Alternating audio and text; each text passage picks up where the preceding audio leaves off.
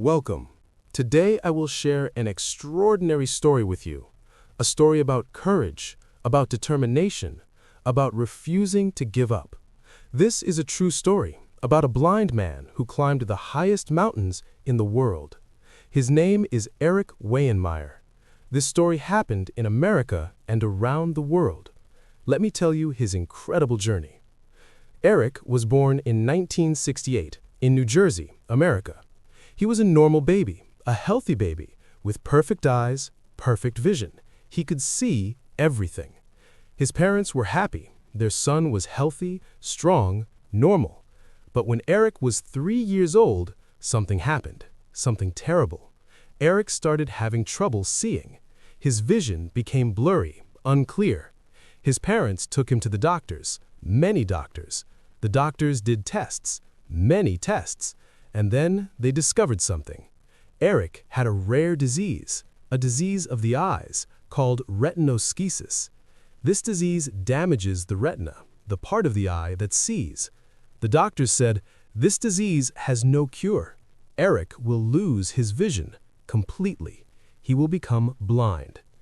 Erik's parents were devastated, heartbroken. Their little boy, only 3 years old, would become blind forever. The disease progressed quickly. By age 4, Erik could see very little, just shadows, just light and dark. By age 13, Erik was completely blind, totally blind. He could see nothing, nothing at all, just darkness, complete darkness. Imagine that. Imagine being 13 years old, a teenager, and losing your sight completely, forever. Never seeing your family's faces, never seeing colors, never seeing the sky, the trees, the world, just darkness forever. Most people would be depressed, would give up, would think, my life is over. But not Erik. Erik decided, I will not let blindness stop me. I will live a full life, an active life, an amazing life, even without sight. Erik learned to adapt, to adjust, to live without vision. He learned Braille, a way to read using touch, using fingers. He learned to use a white cane to walk, to navigate, to move around. He learned to listen carefully, to sounds, to voices, to echoes. His hearing became very sharp, very sensitive. He could hear things that others could not. He learned to feel with his hands, with his feet, to understand his environment through touch, through sensation. Erik went to regular school. Not a special school for blind children, regular school with other kids, kids who could see. At first, it was hard, very hard. The other kids stared, they whispered. They did not know how to talk to him, how to treat him. Some kids were cruel. They made fun of him, called him names. Blind boy, handicapped, useless. Erik felt hurt, angry, sad. But he did not quit. He worked hard, studied hard, proved himself. When Erik was in high school, a teacher suggested something. Why don't you try wrestling? Wrestling? Erik was confused. I am blind. How can I wrestle? The teacher said, in wrestling, you are always touching your opponent. You do not need to see. You can feel. Feel their movements, feel their position, feel their strength. Erik thought about it and decided to try. Erik joined the wrestling team. At first, he was terrible. He lost every match, every single one. He could not see his opponent, could not predict their moves, could not respond quickly. But Erik practiced every day. After school, on weekends, during the summer, he practiced and practiced and practiced. Slowly, he improved. He learned to feel every tiny movement, every weight shift, every change in position. His hands became his eyes. His sense of touch became perfect.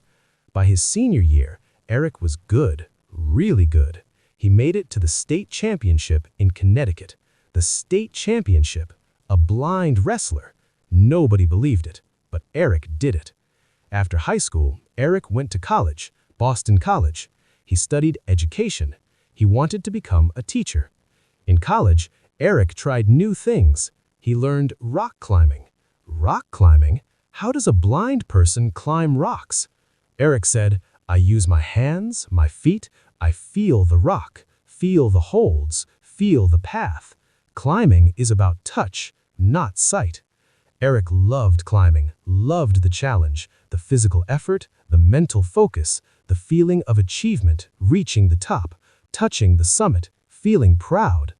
After college, Erik became a teacher. He taught middle school, he taught wrestling, he taught adventure. He taught students, those disabilities do not define you. Do not limit yourself. You can do anything, anything you want if you try, if you work, if you believe. But Erik wanted more. He wanted bigger challenges, bigger adventures. In 1995, when Erik was 27 years old, he decided something crazy, something impossible. He decided, I want to climb mountains, big mountains, the biggest mountains in the world. People said, you are blind. You cannot climb mountains. That is impossible. Too dangerous. You will fall. You will die. Give up this crazy idea. But Erik did not listen. He hired a guide, an experienced mountain guide. He trained, he practiced, he learned how to use ropes, how to use ice axes, how to walk on snow, on ice, on steep slopes. And in 1995, Erik climbed his first mountain, Mount McKinley in Alaska, the highest mountain in North America, 20,310 feet high, almost 9,000 meters. Erik climbed it to the top, to the summit, a blind man climbing one of the hardest mountains in America. People were shocked, amazed, impressed. But Erik was not satisfied. He wanted more. He decided, I will climb the 7 summits. The 7 summits are the highest peaks on each of the 7 continents. Mount Kilimanjaro in Africa, Mount Elbrus in Europe, Mount Aconcagua in South America, Mount Vinson in Antarctica, Mount Kaziochu in Australia, Mount McKinley in North America, and Mount Everest in Asia. These are the 7 highest peaks in the world. Erik decided, I will climb all 7, one by one.